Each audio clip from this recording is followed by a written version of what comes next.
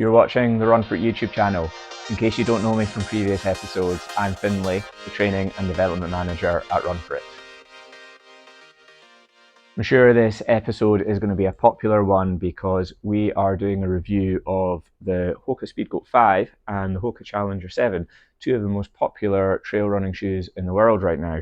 We get asked all the time at Run For It which one of these is better for my trail adventures. So we're going to be doing a thorough review of how the grip performs, how the cushioning feels, and how they both fit, and what the uppers are like, so you can decide which one of these is best for your trail adventures. Who knows, you might think that both are actually going to fit into your shoe rotation. So let's start with the grip, because let's face it, that's what everyone wants to know about with trail running shoes. On the Speedgoat, the main difference to the Challenger is that we've got this Vibram Megagrip outsole with traction lug as well. We'll come back to that in a second. On the Challenger, we've got HOKA's own proprietary rubber. Now, while this rubber is very good, Megagrip is just incredible. It is ultra sticky, ultra durable, and really is the best in class when it comes to grip and performance on trails. So Vibram Megagrip isn't all the same. If you don't know what traction lug is, you can see on the lugs here how they're actually stepped, and they've got these little spikes on them too. Now what that does is significantly increases the surface area of the lugs, and that overcomes a big problem for trail runners on wet surfaces in particular. Because the lugs have such a bigger surface area, they really do improve the traction much more on wet, slippy rock in comparison to lugs which aren't stepped. So it's a really major feature of this outsole design.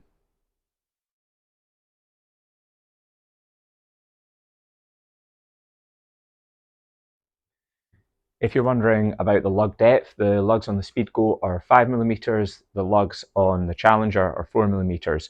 So that does mean that these lugs will dig into more technical terrain, perform a little bit better on looser ground, on softer ground. But the downside is that you do feel that lug depth when you're landing on harder ground in comparison to the Challenger. So while the Challenger lugs don't perform quite as well in technical terrain, they perform really well on hard packed surfaces. They will grip on some light mud, they work really well on grass, and I personally found this much more comfortable when I was running on the road to get to the trails, or on the really hard packed trail surfaces. You just don't feel that lug depth coming through the outsole as much. And even though Vibram Megagrip is incredibly durable, this shallower lug depth will probably wear down a little bit better when you are on really hard packed surfaces, and particularly when you're moving to and from roads, if you're having to navigate those before you get to the trails.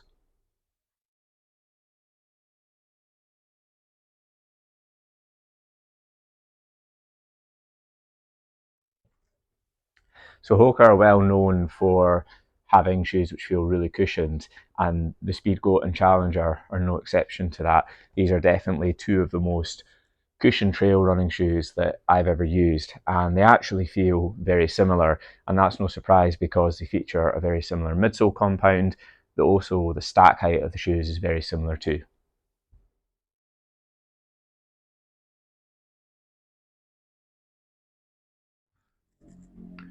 Now, there are still some differences in the midsole and how they feel. For me, the Challenger just felt softer under my feet. It did feel a little bit more forgiving, particularly when I was running on hard packed trails and on the road. I guess some of this is probably down to the fact that there's a little bit less outsole rubber on the Challenger, particularly in the midfoot area. You can see there the exposed EVA, and that outsole rubber is definitely firmer, so that makes it feel a little bit stiffer under your foot on the Speedgoat. The other key difference is that the midsole walls on the Challenger wrap up and sit a little bit higher up around your feet, and that creates a slightly more stable feel to the midsole and the cushioning too. So when you're running on really consistent terrain, overall the Challenger just feels slightly more comfortable and slightly more supportive than the Speedgoat does.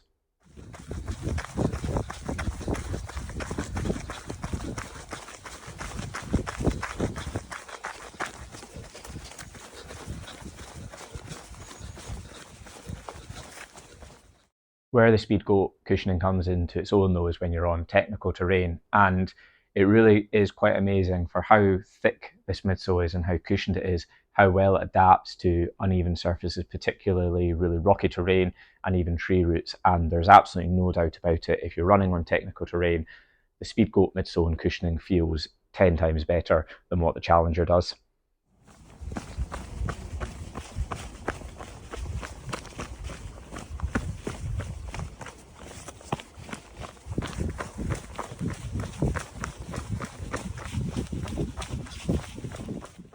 And the final things you probably want to know about the midsoles in these two HOKA trail running shoes is that neither of them feature a rock plate. And while in a lot of trail running shoes that might be a problem because you might feel sharp objects coming through the shoes, because the midsole is so thick, you actually don't feel that at all. I really tested that and specifically tried to land on some sharper objects on trails and couldn't feel a thing. So that's a major plus for both shoes. The other key point is that both of them feature HOKA's signature rocker technology. And what that means is that the bottom of the midsole is curved. So when you land, that helps transition your feet forward and takes the stress off your calf muscles. So if you're running a long way on flat or rolling terrain, that really helps take that load off that lower leg area. But if you actually go back to how HOKA first designed the running shoes and what they were trying to overcome, they're trying to make downhill running feel easier. That's where the curved midsole technology came from, how a wheel moves down a hill. So one of the big problems for people when they're doing trail races is their quads or legs are actually starting to really fatigue from all the eccentric loading when they're running down steep sections. And that's one of the key selling points and key features on these HOKA trail running shoes is if you've got a lot of downhill running in a longer distance trail event, that rocker technology is really going to minimize that load on your quads and help keep you feeling a little bit fresher for the latter stages of the race. Now, how a trail running shoe fits is another really important part of the jigsaw. And one of the things I really like about the Challenger and the Speedgoat is actually that the fit is really very similar. If you did decide that you had a place for both of these in your trail running shoe rotation, you can pretty easily transition from one to the other in the same size and not really notice any problems or any differences in the fit. While they're very similar in terms of the fit, there are some technical differences, obviously. I found the Challenger felt a little bit more supportive than the Speedgoat. That's not to say the Speedgoat is lacking any support, but the Challenger upper is just a little bit heavier and a little bit thicker than what the Speedgoat upper is. You can see on the Speedgoat upper, it is a very premium, very technical looking upper.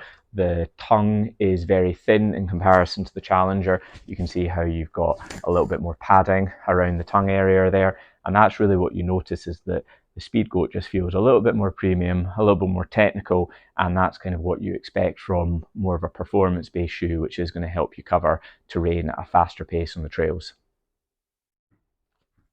Now, one of the absolute best features on the Speedgoat is this toe box vamp here. Hopefully you can see that little stretchy material insert at the bottom of the laces there. And what that does is allows the actual upper to adapt and accommodate foot swelling. So a common thing in long distance trail runs is your feet might be swelling over the course of the run. This can actually adapt to that and morph around your feet. It also just means it fits a lot of different foot shapes, because if you've got a slightly broader foot, that'll adapt to it really well. And I had the previous Speedgoat 4, and I'm not going to lie, I had some pretty bad problems from the upper with it being too tight, and it actually cut my foot really badly. This is just night and day. I can't praise this enough, how comfortable this feels and how good it feels when you're running longer distances on the trails. How do you pick between them then? Well, hopefully it's clear that the Challenger is really an out-and-out door-to-trail running shoe that's perfectly suited to a mixture of light trails. If you're running from the house to trail, slip these on, you'll feel comfortable on both surfaces. If you're going for a rolling trail run on mixed terrain and you're not going up over really steep technical terrain, this grip will feel ultra comfortable. I'll probably also use this over the winter months as well. Let's say it's a bit wet outside, I'm maybe getting a little bit off-road but not too much and I just want a bit more grip on the pavements. These will feel great for that. I mean, it's essentially a Clifton with a little bit more grip and a little bit more support in the upper. So then probably as you'd expect, when you're moving on to more technical terrain, you're going up steeper slopes, you're on wet surfaces, you're on more uneven terrain, the Speedgoat is just so much better than the Challenger and will outperform it every time. So if that's the type of trail running that you're doing, then you definitely want to opt for the Speedgoat and go with this Megagrip outsole.